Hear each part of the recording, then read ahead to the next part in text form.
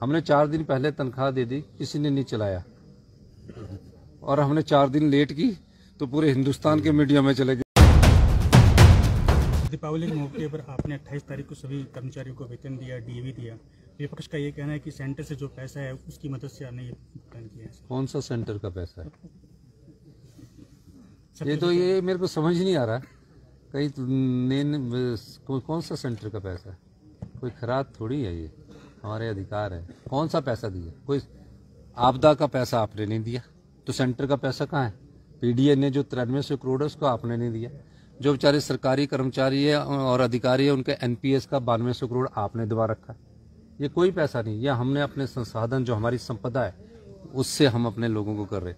हमने 4 दिन पहले तनख्वाह दे दी, किसी ने नहीं चलाया, और हमने 4 दिन लेट की तो पूरे हिंदुस्तान के मीडिया में चले गए। हिमाचल प्रदेश में इतना बुरा हाल है कि वो पे देने की नहीं है, बोर्ड और कारपोरेशन से लग गए। ये भी समझना, हमने 3 करोड़ रुपया जो जनता का पैसा है पर मंथ, जो 2000 करोड़ रुपए की सैलरी है। मैं आपको इसलिए भी बताना चाहता हूँ क्योंकि मैं जनता की डोमेन में लाना चाहता हूँ जो चीजें में, जैसे कि 1200 करोड़ रुपया सरकारी कर्मचारियों और अधिकारियों की पे बनती है, 800 करोड़ रुपया पेंशन बनती है, 1,70,000 करोड़ की, तो 2000 करोड़ हो गया।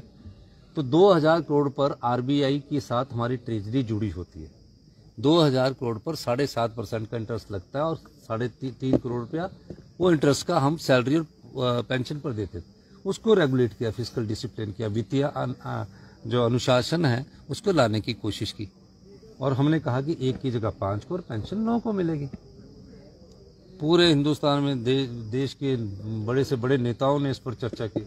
नड्डा जी ने भी यहाँ की बहुत बड़ी बात, अच्छी बात है। अगर वो आरबीआई वालों से पूछ लेते और फाइनेंस की हमारी ट्रेजरी के क्या हाल है। मैं फिर आपको कह रहा हूँ, 2 साल बाद अब हिमाचल प्रदेश आत्मनिर्भर होगा और 32वें हिंदुस्तान का सबसे समृद्धशाली और अमीर राज्य बनेगा। हम जयराम ठाकुर जी की तरह सत्ता सुख भोगने के लिए नहीं आए कि हम सत्ता में आ गए 5 साल बाद जनता फिर चेंज कर दी। हम व्यवस्था परिवर्तन करने के लिए आए और व्यवस्था परिवर्तन हो रहा है। हमारी सरकार का प्रयास है कि झुग्गी झोपड़ी से लेकर गांव तक, रिमोटेस्ट गांव तक हमारा स्वास्थ्य सुविधाएं प्रदान की जाए। पिछले 5 वर्षों में जो हेल्थ सेक्टर का नुकसान हुआ है वो बहुत अधिक हुआ है।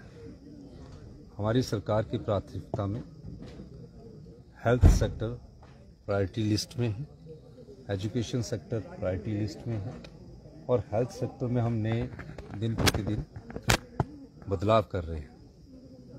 टांडा मेडिकल कॉलेज का मैंने कल रिव्यू बैठक ली थी। टांडा मेडिकल कॉलेज में असिस्टेंट प्रोफेसर की कितनी सीटें चाहिए, प्रोफेसर की कितनी चाहिए, किस डिपार्टमेंट की ज़्यादा प्रॉब्लम्स है, मेडिसिन्स में है, न्यूरो में है, कई डिपार्टमेंट्स है जिसकी प्रॉब्लम्स है, हम उसको समझ रहे हैं। वो चाहे आईजीएमसी है, सभी मेडिकल कॉलेज को high and technology, medical technology से हम डेवलप करने की कोशिश कर रहे हैं। मेडिकल सेक्टर में पैसे की कोई कमी नहीं है, एजुकेशन सेक्टर में पैसे की कोई कमी नहीं है निश्चित तौर पर, लेकिन क्वालिटी हेल्थ सिस्टम होना चाहिए, क्वालिटी एजुकेशन सिस्टम होना चाहिए। जो पिछले 5 साल में क्वालिटी से कंप्रोमाइज करके जो हमारे हिमाचल की जनता है उनको सही जानकारी ना देकर जो ये कार्य आप पिछली भारतीय जनता पार्टी की सरकार ने किया है, हमारी सरकार उसको दुरुस्त करके व्यवस्था परिवर्तन करके आगे हिमाचल प्रदेश को आत्मनिर्भर बनाने की दिशा में आगे बढ़ रही है।